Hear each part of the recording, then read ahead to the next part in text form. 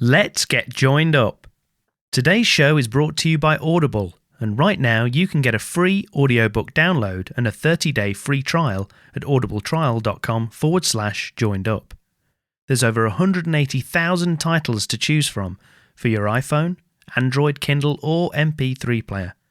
So thanks for tuning in to the Joined Up Writing Podcast, a regular show about all things writing, including interviews with authors, screenwriters and key figures from the publishing industry. Plus loads of hints, tips and inspiration for all creatives. You can follow us on Twitter at JU Podcast, leave a quick iTunes review or just tell a friend.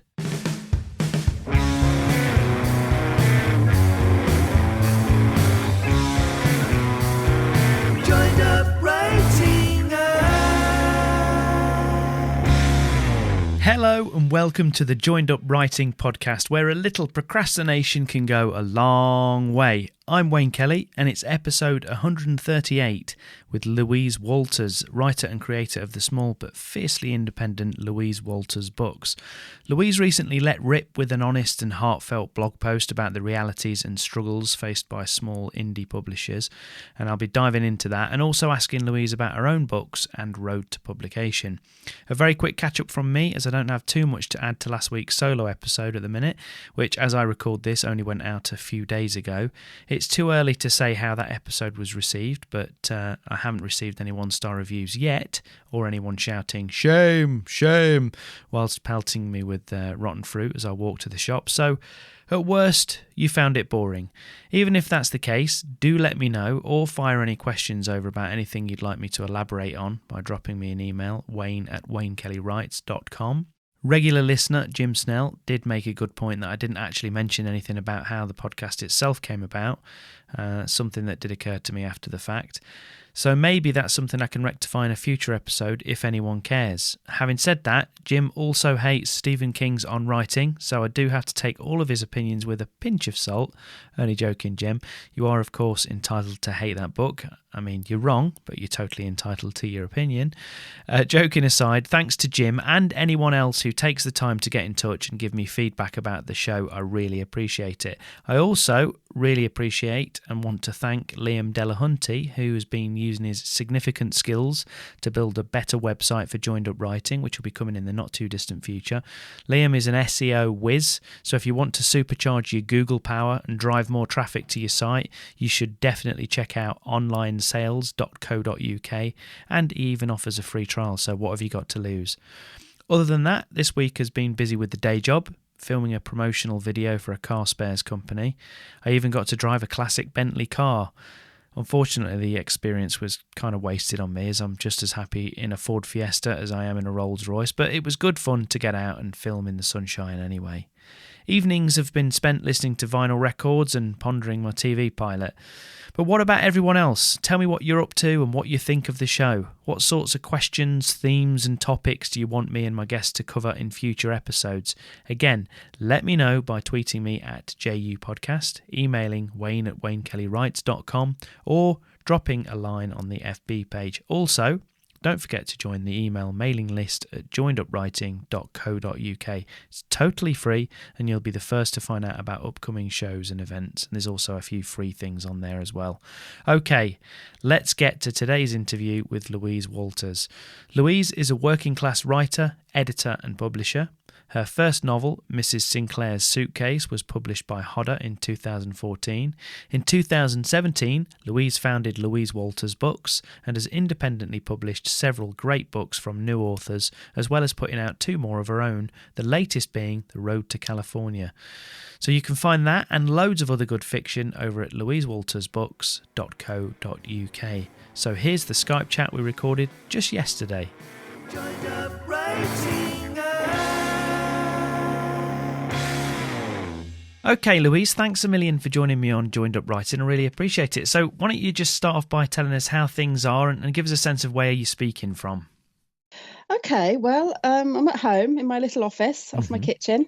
I live in a village near Banbury in Oxfordshire, and I do everything here in my little office mostly.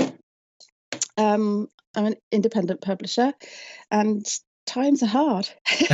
They really are. They really are hard. They are, definitely are. And obviously you wrote a blog post about it recently, and we'll get to that. But let's take a little bit of a step back. So first of all, just tell us a little bit about you and your background, kind of where you grew up and how you sort of wound up being a writer and getting into writing in the first place. Gosh, that's going back a bit. Okay, right at the start. Okay, well, I've always been a reader. Can't remember not reading. I remember as a child looking at the pictures in books. So at that point, I guess I couldn't read. So I just remember looking at the pictures. And then I became a reader. I don't remember how. I don't remember learning to read.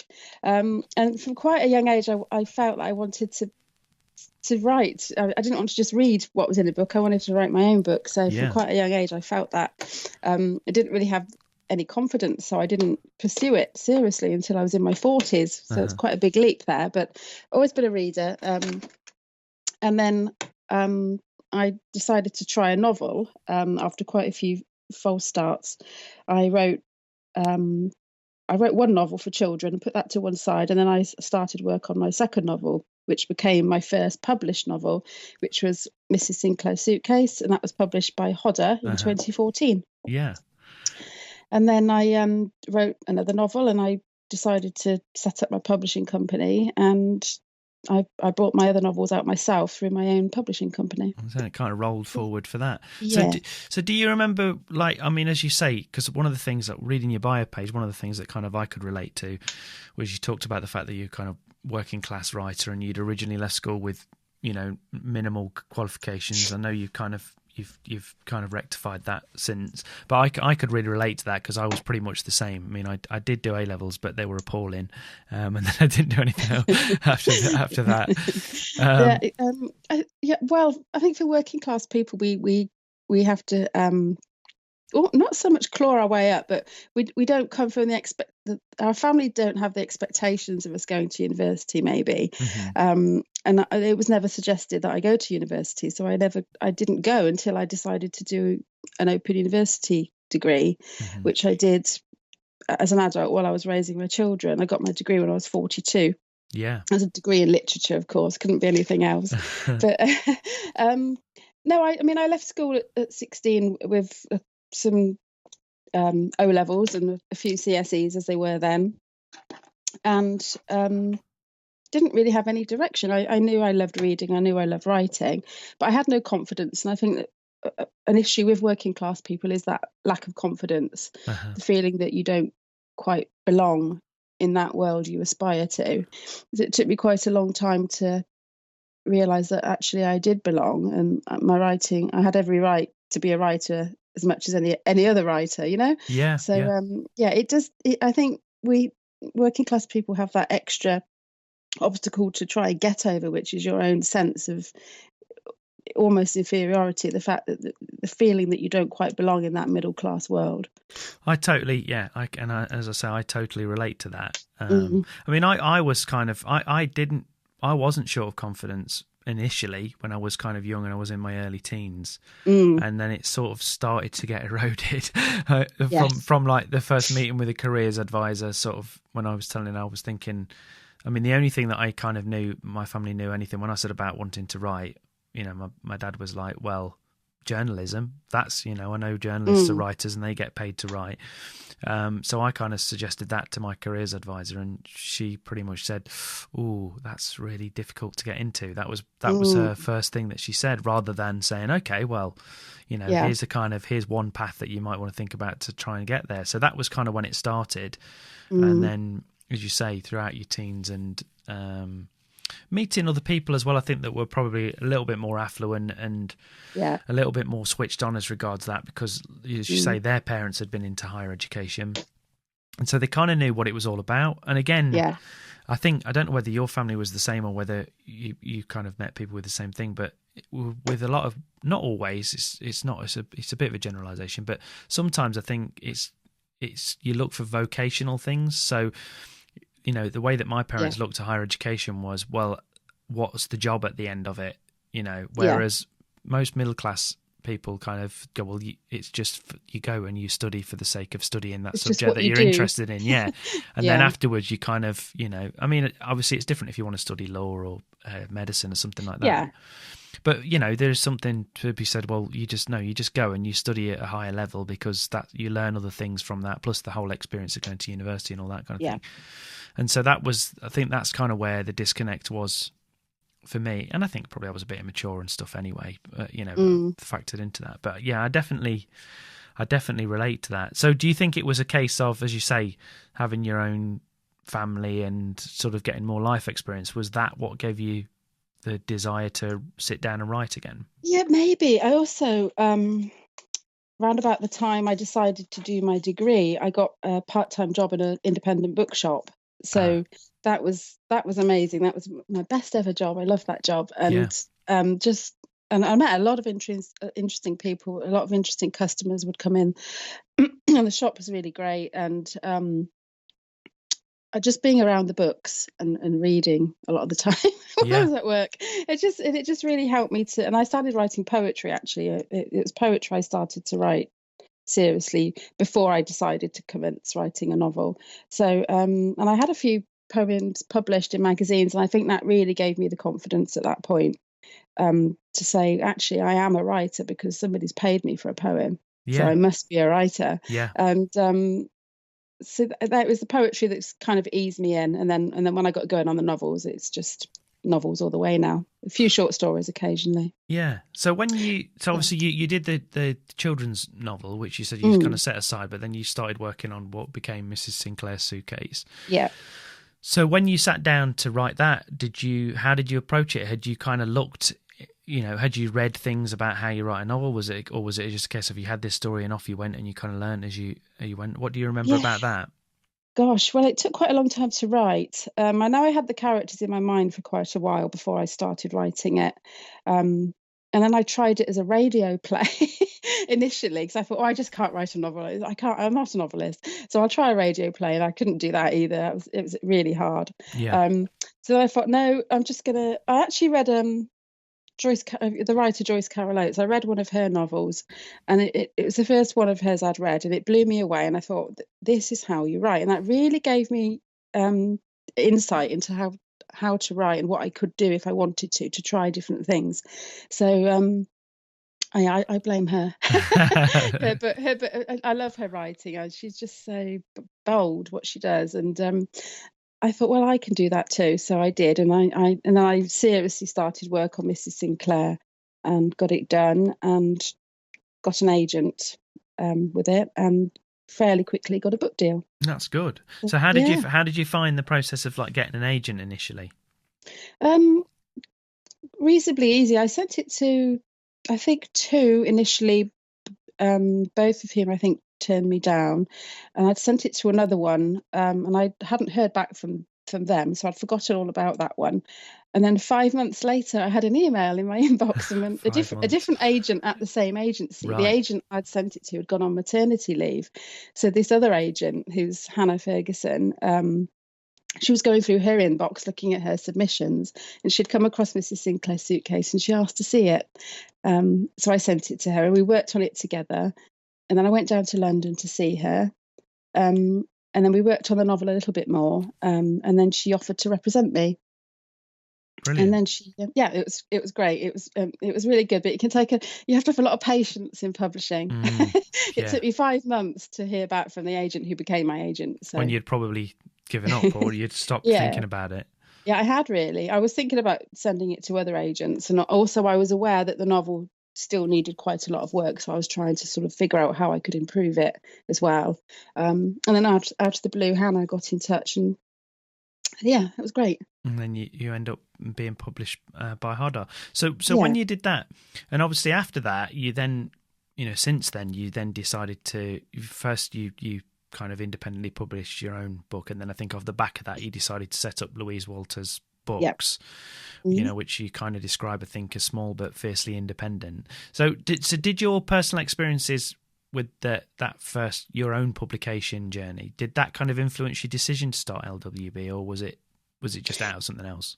It did. It was an amazing experience to work with an editor at a big publishing house, and to have the book published in all these. I had, I think, 15 rights deals, translations. So that was amazing. But what happened after the success of Mrs. Sinclair Suitcase was the publisher didn't like my second novel, and they turned it down. And that was a turning point, because I thought, well, I can just forget about that one and start another one. Yeah.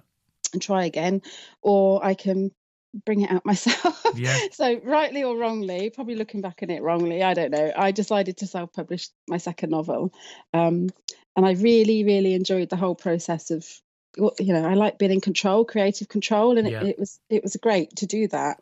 And I realized I really liked editing, really, really enjoy editing, and the whole publishing process is quite fascinating. So that's when I decided to set up Louise Walters Books. Okay, and then off you went from there. So what, I mean, obviously there's the rejection obviously there of your second book, but I'm guessing that in doing that self-publishing that first book, you learned a lot, I'm guessing, through doing that. What sorts of things did you learn? I mean, what did you learn from that you subsequently then took into when you set up LWB properly? What did you sort of take from that?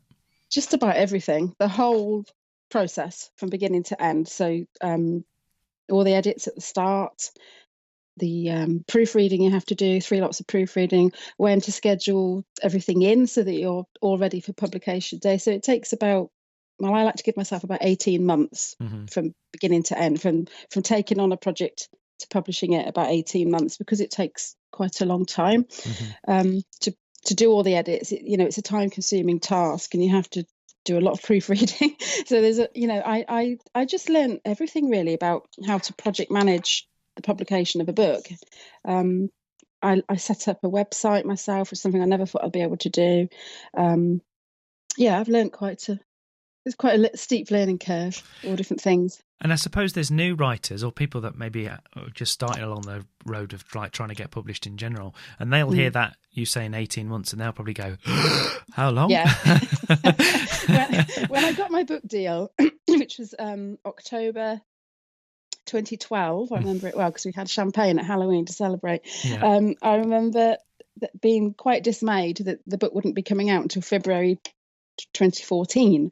Wow. I remember thinking that's an entire year and then months either side before my book comes out. But it's amazing how quickly that time goes, because there's so much to do in that time. And then afterwards you realise, yes, that was the right thing to do. It did need that time. So I wouldn't be comfortable now with publishing any of my books with less than 18 months to work on them. And it sounds like a lot of that, I mean, obviously there's the proofreading, but probably a lot of that initially is editing, is it? And going backwards and forwards with the various edits. Yeah, it could take months to edit, because some writers need more editing than others. Some writers write very cleanly and they don't need a great deal of work. Other writers are a little scruffier. Yeah. So you need to spend an awful lot of time. There's a lot of toing and froing.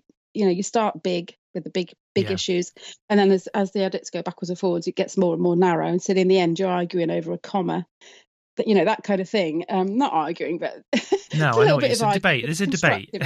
Debating. Let's have a heated debate. Yeah, it can get a bit heated. I've had to tell a couple of my authors off. But very nicely. I suppose there comes a time where you've just got to someone's got to make the decision, and you've just got to push ahead with it. Absolutely. And also when you're working with an editor, it's wise to pick your arguments. Don't be resistant. I always tell my authors when I take them on, I send out an information pack at the start explaining the whole process. And one of the things I tell them is to, when we're editing, please leave your ego at the door, because there's no point in getting defensive over every suggestion that your editor gives you. Yeah. Because the editor is trying to make the book the best it can be. Yeah. I think as a writer, we're a little bit too close to our own work. We don't necessarily see how the reader is going to see it. Yeah. But the editor's job is to be that first reader, and to kind of mediate between writer and reader, so that what's actually on the page is what the author intended, because quite often it isn't. Yeah. So one of my sayings to my authors is, yes, but is that on the page? That's the question. Yeah, you know that, but as a reader seeing it. And do you think it's a case of usually that they just need a bit of time to process it, rather than just going with their initial knee-jerk reaction? It's a case of just taking on board what you've said, thinking about it, and letting it sit, and then... Yeah, absolutely. Because sometimes I also critique novels for a living. I edit and critique novels, and we always say to people, take your time, digest the report, look at all the comments on the manuscript, and take your time with it, because a knee-jerk reaction is not going to help anyone. It's certainly not going to help the writer. And often an editor will spot something that isn't working, and they will suggest a way to fix it. But the writer might not like that particular suggestion, but they might come up with an idea of their own. Yeah. Either way, the problem's going to be fixed. Yeah. So an editor quite often just will highlight something that isn't quite right, but leave it open for the writer to come up with their own way of fixing it. Yeah, because often, I mean, I always say that about critique in general, is a lot of the time when you get critique, but also when you give critique sometimes, I think when you give critique sometimes the temptation, especially if you're a writer yourself, is to suggest a solution, or this could happen, or you could do it like this. Yeah. Whereas the most important thing, as you say, is that and sometimes I find as well, you can't always be really, really specific about what necessarily the issue is, but you know that something's not quite right about something's not working for some reason. And sometimes just that can be enough to kind of unlock it. And you think, okay, I don't actually agree with this specific critique there, but they're right in the fact that there's definitely something not quite right about that bit, or that character, or whatever it happens to be. Yeah, I think so. And I think an editor, even if you're going to self-publish your own writing, I think it's wise to work with an editor beforehand. Yeah. Because they will spot things that you haven't even considered, that the readers will also spot. But you don't really want them to spot it. You want it to be right. So working with an editor is the right thing to do, I think. Definitely. And so when so obviously, as you say, you critique and you edit for a living as well. So when you take on a manuscript, someone sends you one of their early drafts or whatever it is, or it could be a late draft. They could have spent loads of time drafting it, but then they send it to you. So what's kind of the first thing that you tackle as an editor? Is it the structure? Is it the main kind of, is it making sure that it all hangs together in the first place? Yeah, it's usually structure. At first, when I started critiquing, I was okay, but I didn't always articulate what wasn't quite working. Yeah. And I've realised now that I've done worked on about 90 novels now, 9 times out of 10 it's the structure that isn't quite in place. And often if you've got, it's like a foundation or the bones, or I liken it recently to a tent without the tent poles. Yeah. If you haven't got the poles, you've just got fabric all over the floor in a heap. If you've got the poles in, which is the structure, then it will take shape and it stands up, and that's really what a novel needs to do. So I think a lot of writers haven't necessarily grasped what structure really is and how it works, so I try and help them with that. So a lot of my critiques are very focused on structure. And so when you obviously set up Louise Walters Books, so did you have, give us a sense of like what your actual mandate was as regards the kind of books that you were after, and and probably still are.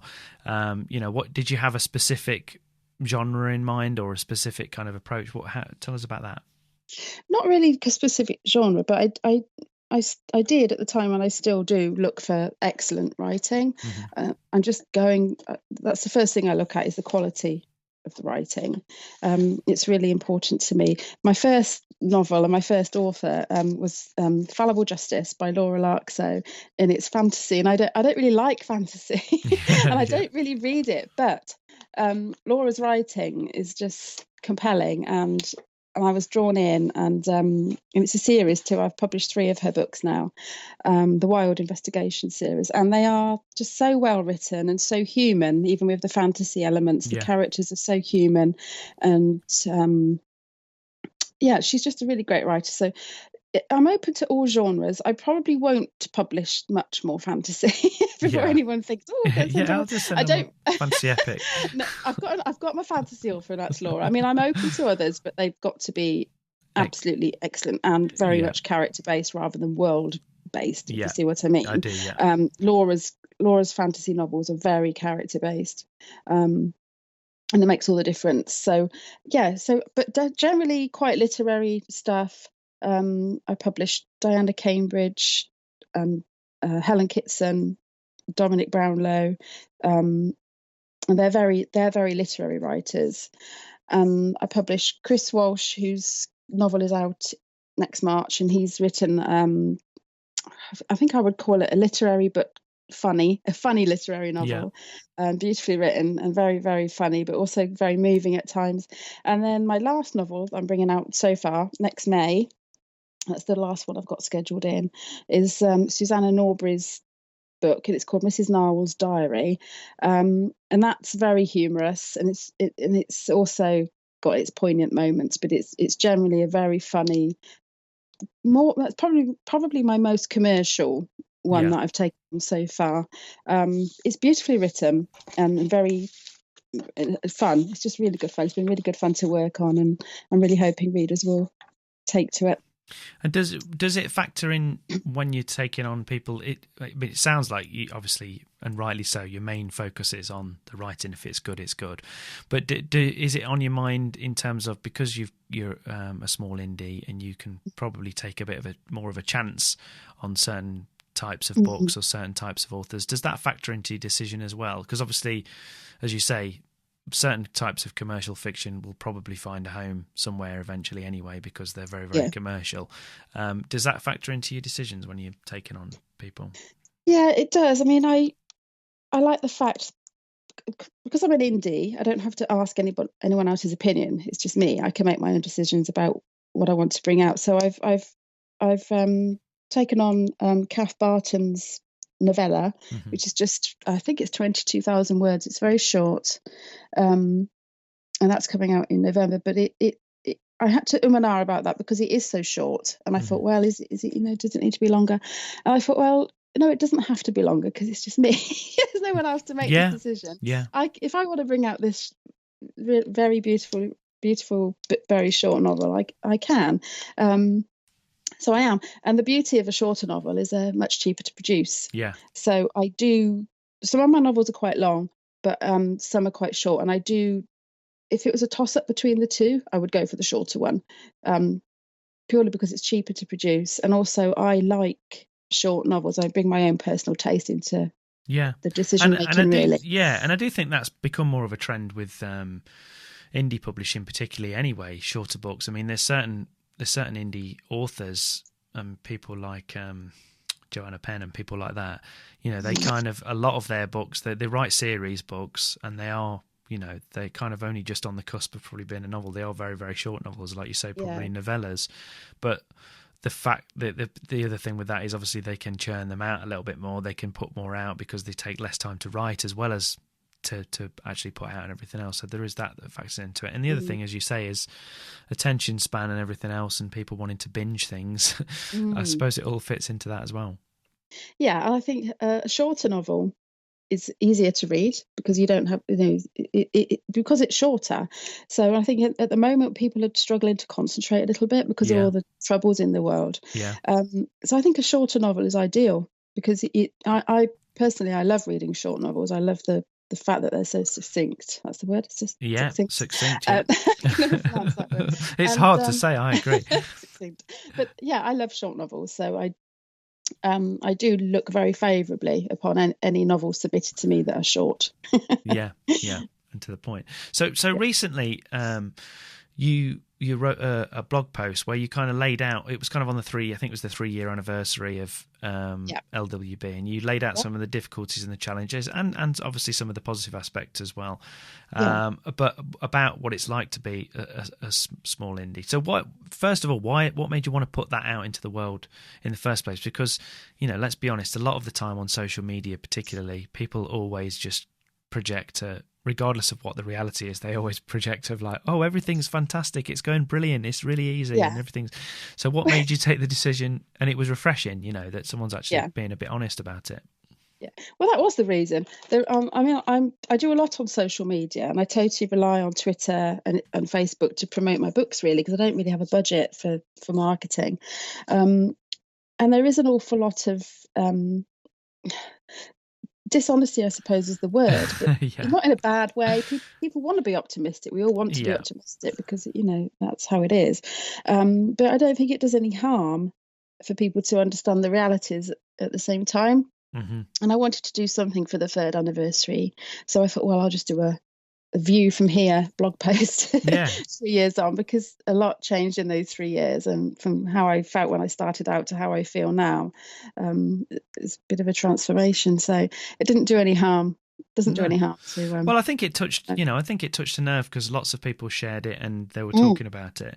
So, and one of the things that you mentioned in there, which again will probably surprise people, was that you talked about the constant rejection, which again most people, or writers obviously, are used to that and they get that, but they probably don't realise that it also expands to people like yourself doing independent publishing. And you talked about bookshops, getting in bookshops and getting reviews and foreign rights translations. So just talk us through a little bit about that. What do you mean when you say talking about constant rejection?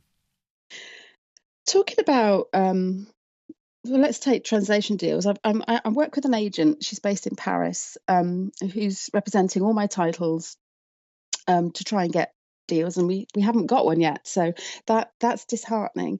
And I think a lot of the time it's because publishing is very much geared towards the bigger publishers, and sometimes there's a reluctance to accept the smaller publishers like myself, and it's not so much rejection, but I mean that's a catch-all word. It's more being overlooked. Yeah. So I know that the novels I've published are fantastic novels, and they're beautifully written, and all my authors are really talented.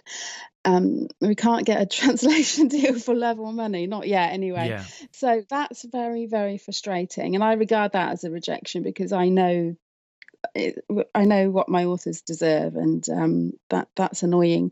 Also, getting into independent bookshops or any bookshops has proved quite difficult. That some have been absolutely brilliant, and they stock my books, and they're really supportive, and I'm really grateful to them. It's fantastic, but there's just not quite enough of them for me to be able to make the sales that I need. And I found that quite surprising when I started out 3 years ago. And maybe it was naive, but I did think there would be more of a relationship between indie publishers and indie bookshops. Sometimes there is, but often there isn't, and that's been quite disappointing. And why do you think that is? Do you think it's just a case of they sort of see it like bang for your buck, pardon the pun? Well, I can understand it because they're running a business and they've got to make a profit like everybody else, and they need to stock the books that people want to buy. So they have to deal with the big cookbooks and all the rest of it, or the celebrity books that come out in October. They need to have those in the shops because that's what people are going to buy. It's as simple as that. That's the world we live in. So it's while it's frustrating, I do understand that the way they're thinking, the independent bookshops, but I also think it wouldn't do any harm to try more independent publishers. And as I say, some do, and it's fantastic, but I wish a few more would. Not just for me, but for other indies as well, because I think, there's a lot of independent. Maybe that is the problem. There's too many. There are definitely too many books published, so maybe there are too many independent publishers, and it's difficult to keep track of us all. Maybe I understand it. It's a very difficult business to make a living in. The books are very tough. Yeah, but so what? I mean, what changes would you like to see in the industry? What do you think could be kind of improved over time? Oh gosh, that's a tricky one. It's a big question, I know. Yeah, it is a big question. I just think more independent published books in bookshops is what I'd like to see. And maybe featuring. I mean, Blackwell's in Oxford do. I think they do it every month. They have a featured independent publisher, and they dedicate a whole set of shelves to books from one publisher. Things like that. That could be done in other bookshops, because that's a really great idea. Because by the door and by the tills when people come in, so customers stop and look. And I think there's an awful lot of readers out there who are looking for something a bit different, and they walk into the local Waterstones and they're just not finding it, because you go into Waterstones and on the tables you've got all the big publishers with all the commercial titles. I mean, a huge variety of titles, obviously, and some of which are fantastic, but they're all the big publishers because they can afford the space on the tables. And usually, and the big authors that you've seen many, many times before that have got big profiles. Yeah, absolutely. And again, that's a business decision, and I get it. everyone needs to make money. But it would be, I mean, I can't get my books into Waterstones at all as core stock, which means it's centrally ordered and distributed to all the shops. That doesn't happen for me and for other indies because there just isn't the space. And I understand there isn't the space. But there's one retailer who does stock all my books. And then the big online retailer. Beginning with A. Yeah. And of course, they do stock my books because they stock everything. Yeah. And it's very difficult for me as an independent publisher not to direct people to Amazon because my books are on there. And I had a conversation on Twitter not long ago with an independent bookshop who couldn't quite, I don't think they really grasped what I was saying about this, because I love independent bookshops. I've worked in one, I want to support them. But it works both ways. And what's the point of me directing my customers to a bookshop when my books aren't stocked? It doesn't make any sense for me as a business to do that. I do sell books on my website, so that's the first place I send people to look at my website. But I do regularly tweet that my books are such a price on Amazon and so on, because my books are on there. And it's volume. And it's volume, isn't it? I mean, do you think? I mean, it's probably unrealistic, but do you think it would help if there was some way that you could almost join forces as a group of, indie publishers, like, maybe even if it was just like in little groups or something, but there's a few of you that maybe look at different genres or different, even if it's different areas of the country or whatever. Do you think there'd be maybe some mileage in that? Yeah, probably there would be.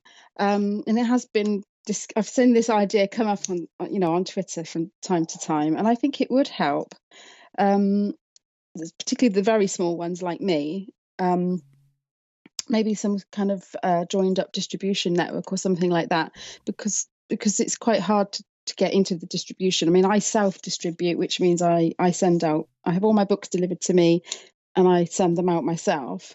I do have an account with the wholesaler Gardeners, which is it's the only book wholesaler now in the UK.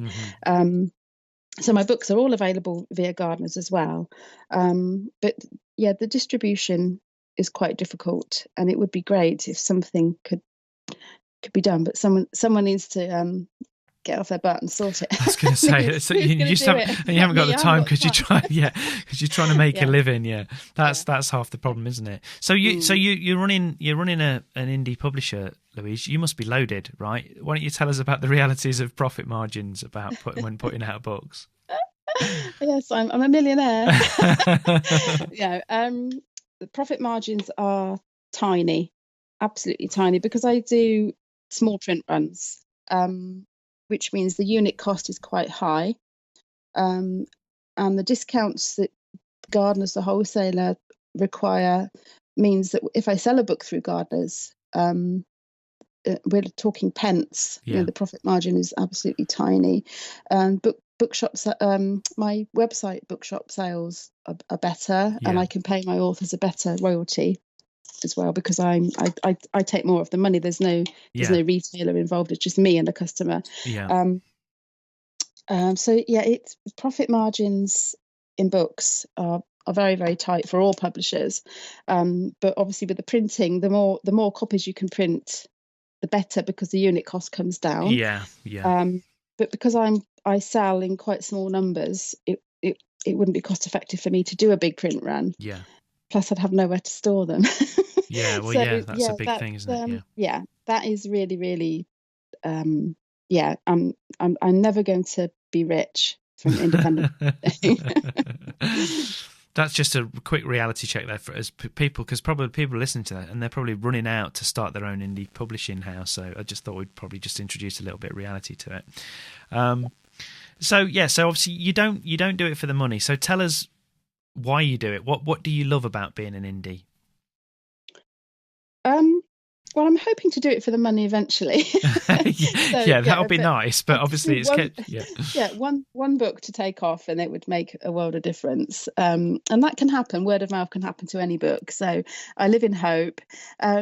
Basically, I love it. I love the whole process. I love editing. I love having books submitted to me. I love looking through the submissions, finding something that looks really promising, asking to see the whole thing, and then deciding if I want to publish it or not, and then starting the editorial work, which is my favourite part. I love doing the edits.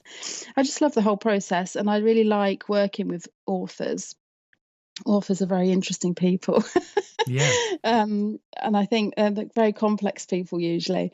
And that's interesting because I feel like I've sort of made new friends. I feel like my authors are my friends as well, and that's really nice. It's quite intimate to be an editor. It's quite an intimate relationship when you're working on a book, because kind of peering into their soul, really.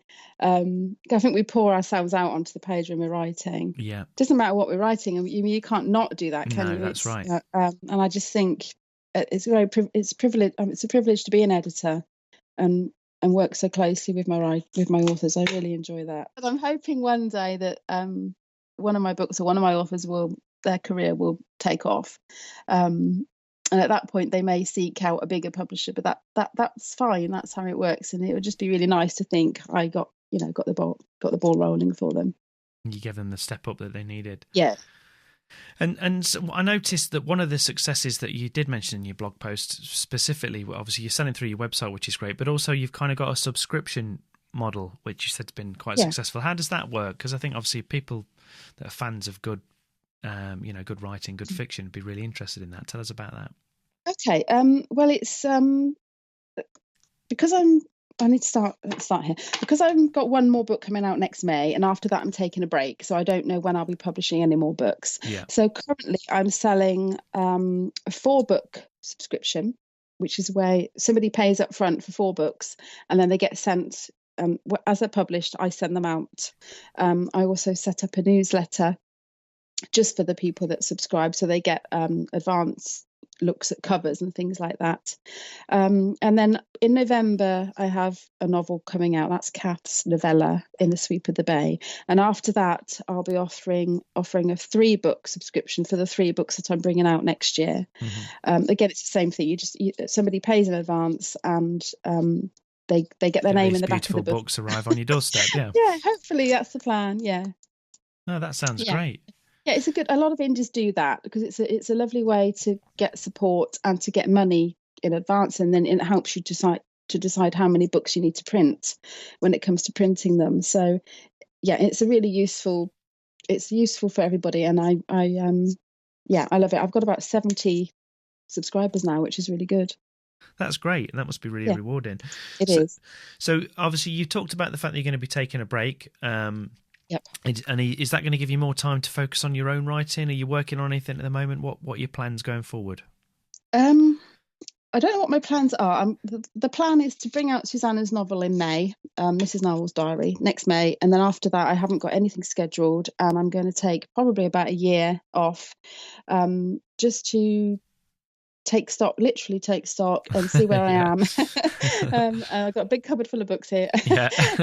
And just to consider how I'm going to proceed as a publisher, because at the moment I don't think I can carry on quite as I am. I've been doing 4 books a year, and that's too many. As well. Yeah. I bring out 4 a year, and I'm also a writer, and I have a 4th novel of my own which has been on the needles now for about 5 years. Yeah. So I really need to get on with that, and that's the plan. I'm going to do my own writing a little bit next year, finish this 4th novel, and I'm going to see if my agent would like to have a look at it, and then we'll see what happens. I'm hoping to continue publishing, but it might have to be on a slightly different, certainly on a different scale. I won't be able to do 4 books a year. That is ambitious, to be fair, especially considering you're completely on your own. Yeah, I know. I'm sure you use like cover artists and everything else, but in terms of actually scheduling them and editing them all and everything else. Yeah. It's too much work for one person, 4 books. So my thinking is to go down to 2 books a year. Yeah. And I think that would be a lot more manageable. Yeah. But we'll see. Yeah. I'm going to have a good think about it and think through all the options. Well, it's good that you, as you say, taking stock of your own writing as well, because I think sometimes when you take on these types of projects, sometimes your own work can get forgotten or pushed to the side just because you can't actually get to it. Yeah, there just hasn't been the time. I mean, I did a little bit on it. I worked on it a little bit in the early days of lockdown back in March, April, I was looking at it a little bit then. But normally I just don't have the time. I haven't looked at it for weeks. I'm so busy with my other book, my other authors, and trying to publicize the books and edit the books. I've got all different projects at different stages. So yeah, it's too ambitious to do 4 a year. Yeah. Especially if I want to do my own writing, which I do. I've really missed it, actually. Yeah. Really miss writing. And are you at a stage where you can give us a hint of what it's about or where you are with it, or would you sooner not do that because some authors don't like to jinx it? Well, it's been around for so long. It can't be jinxed.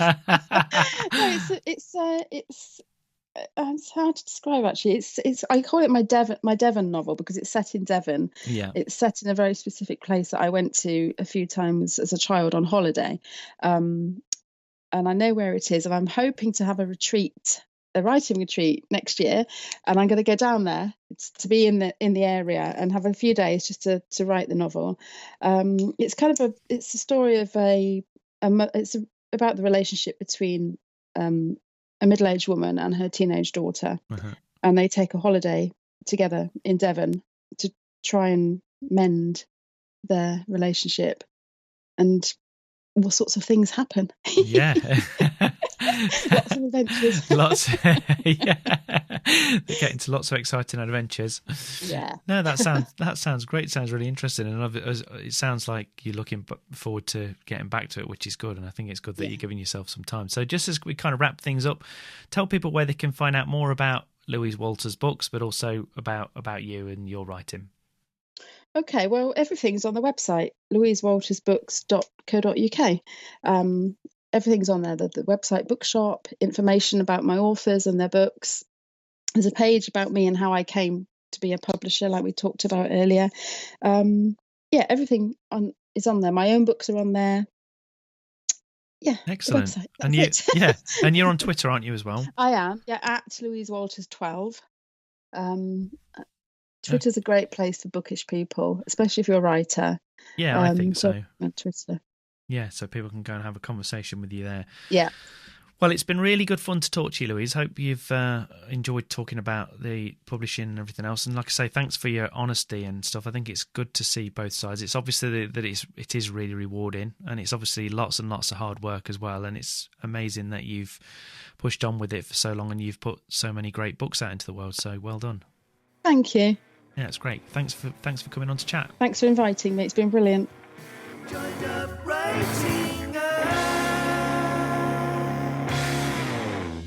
There you go. Thanks again to Louise, and be sure to check out and support her and her authors at louisewaltersbooks.co.uk, and I'll put all of those links in the show notes over at joinedupwriting.co.uk.